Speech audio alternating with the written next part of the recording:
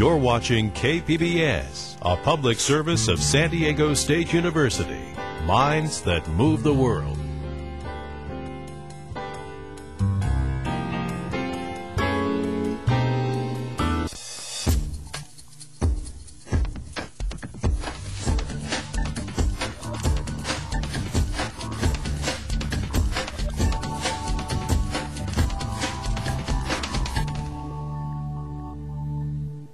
I believe that together, not only can we lead California into the future, we can show the nation and the world how to get there. Imposing words frame Governor Arnold Schwarzenegger's view of his next 4 years in office. Can he convince political leaders and the people to see it his way? Good evening, I'm Gloria Penner. Tonight we'll examine the political realities of the governor's adventurous agenda as he laid it out in last night's State of the State speech. Last night, Governor Schwarzenegger delivered his fourth State of the State address and the first major speech of his first full term in office. His vision ranged from implementing universal health coverage to leading the national fight against global warming.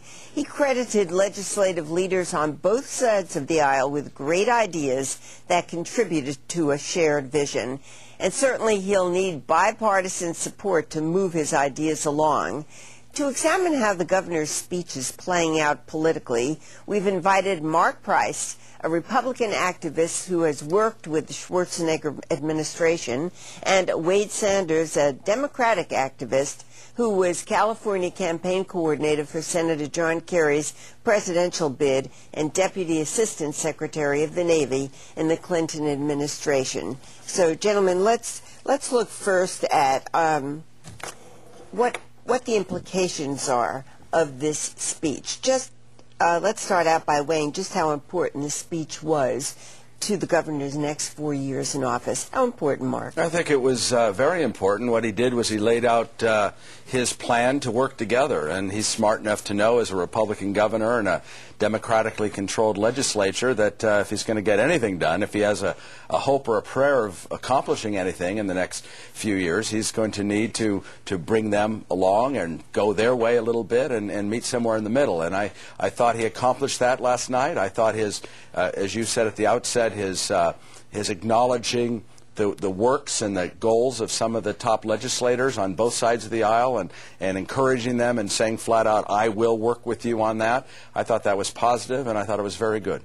But I find it interesting when what Mark had to say also leads to the fact that, you know, he has an agenda to pass. And it sounded to me like an ambitious agenda. Do you think that he's developed enough political clout with his fellows up there in Sacramento to pass that? Well, that's an extraordinarily interesting question, and the fundamental question, of course, is can this charismatic style of leadership really carry the day? I mean, as a Democrat, it's almost as if he's come over to our side. I mean, he's left the dark side and come over to the Force. I mean, to do a little Star Wars analogy there. I mean, I think it's fascinating. It's like Nixon going to China. And as somebody once observed about what he said last night, I mean, there's something in there for everyone to love and to hate. On one hand, he's sort of taking a stand, it would appear, with his health care plan, that he might be taking a little bit of a stand or cutting into his business support. And on the other hand, he's bringing in the Democrats with environmental issues. Wade, what was his purpose in laying out his job, not just to lead California into the future, but to show the nation and the world? Was this some grandiosity that we're hearing? Well, you know, I'm a Democrat, and I suppose I should be a little more critical of this Republican governor. But if there was a masterstroke of brilliant speech writing, and I think writing the middle, I mean, clearly he called upon California, he identified California as a leader in the nation, and then called upon the people of California to assume that leadership. I mean, whether he's going to be able to accomplish all this is incredible, but he has opened up the dialogue, which I think is really important. He's started some very important discussions. So, you know, Mark, you don't have to defend the governor. I mean, Mr. Democrat over here took care of that for you. Well, I know. It's kind of scary when I'm sitting next to such a hardcore Democrat and he's embracing a Republican governor. It makes you wonder. But I think... Well, wait a minute. Maybe we've come on to something here. You mean have our political people run one way and become something else later? Is that what your thought is? What do you think about that? I mean, is it possible that Mr. Schwarzenegger really is leaning more toward the Democratic point, or at least the centrist position that might bring in the Democrats like Wade? No, you know, there's been a lot of talk even before this last election that Governor Schwarzenegger switched sides. You see, he's switching. I don't think he's ever switched. I mean, if you go back to the recall election, the Republicans had a very conservative McClintock running against him. So I think Governor Schwarzenegger is today what he always was, and that is a fiscal conservative, but very moderate on the social issues. What he did, I think, in the speech, which I think is terrific, is he did what a leader should do. He said, here are my goals. How we're going to get there is up to you. But I at least want to put these things out on the table. I want a discussion on them. I want all sides to come to the table and talk about it civilly, respectfully, honestly, and I think he did a terrific job. Okay, so I'm going to interrupt you, Wade, because I think we have to get to specifics now. I mean, that was a nice overview. Okay. Let's look at some of what he wants to accomplish, and we'll begin with perhaps his most dramatic program. And this is what he said last night about changing health care coverage. California's medical care, its medical knowledge, its medical technology is as strong and as vibrant as a bodybuilder. Yet our healthcare system itself is a sick old man. You know the reasons? It's rising costs and lack of coverage. Nearly 6.5 million Californians have no insurance at all.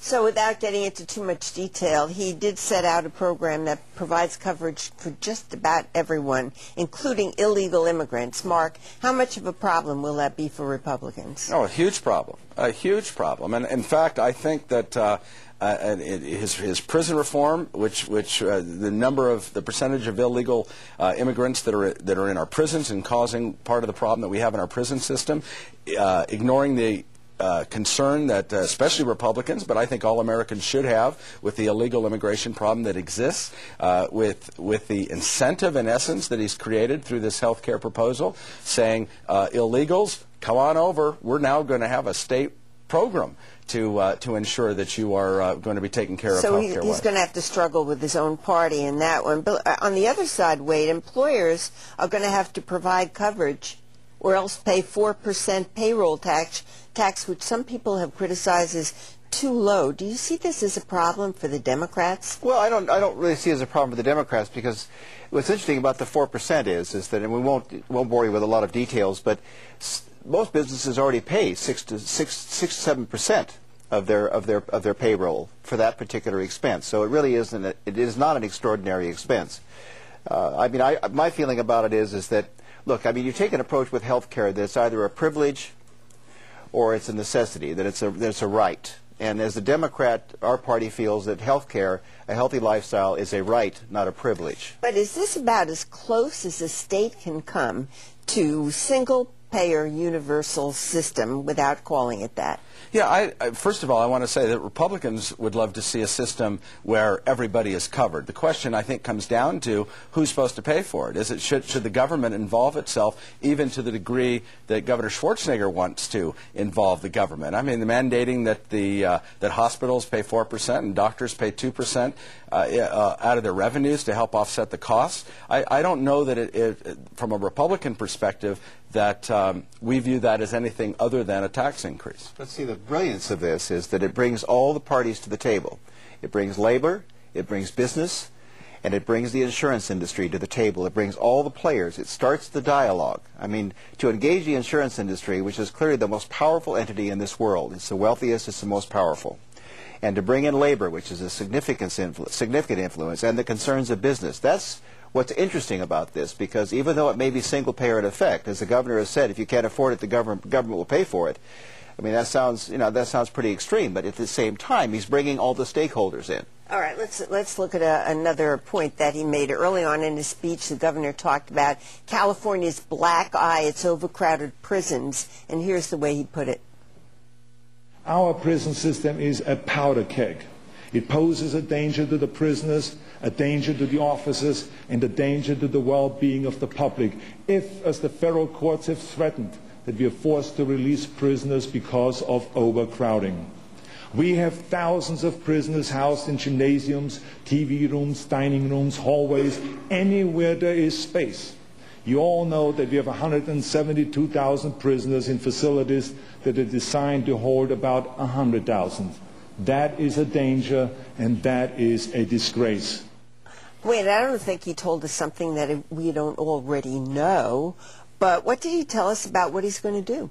Well, very little. I mean, the interesting thing is between his prepared remarks and what he actually delivered. In his prepared remarks, which were up on his website, he went into a great deal of detail, even suggesting a little Hoover Commission or a total overhaul and reform of the prison system. And from my point of view as an attorney, the criminal justice system in this state is completely broken. And one of the reasons why we have overcrowded prisons is a lack of creative solutions and a lack of creative thinking, and I think a lack of planning in determining how we want to sentence people, how we, what kind of crimes what kind of people do we want to incarcerate? Let me give Mark a chance here. It's been sort of a question of rehabilitation versus punishment. It looks like there may be a pendulum swing more toward rehab. Will the Republicans go for that? Well, I think so, but you have to look at the crime and you have to look at the criminal. I don't think you throw the baby out with the bathwater because there's a problem that you just throw your hands up and say, okay, we're just going to change the system completely by putting criminals back out on the street. I think it has to be looked at.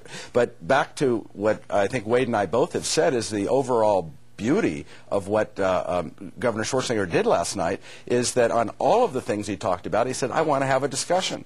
And what he was up against, you recall during the propositions, was he had an idea, he was attacked for it. This time he has an idea, he wants a discussion. We have a minute left. Here's one area where he didn't say I wanted a discussion. He's talked about global warming, and there he saw California indeed leading the world to reduce greenhouse emissions. I mean, we only have 30 million people here. There are 6.5 billion people on the planet. Was this hyperbole? I don't know. What I thought was interesting was he also took the opportunity to criticize the President Bush, and his administration's take on global warming. He specifically said California, the federal government is not acting, and California will take the lead. You get the last 15 seconds, Mark. Yeah, I think he's taken a strong stand. It's not a stand that a lot of good conservative Republicans necessarily agree with. We don't believe that the science is really there to justify global warming as being anything other than cyclical, and to think that the automobiles are causing the changes to that degree in our atmosphere is a bit foolish, but again, he wants to bring experts to the table, and that's good. I thank you both, Mark Price, what a pleasure. Wade Sanders. Thank you very much. Thank you. For KPBS, I'm Gloria Penner. Good night.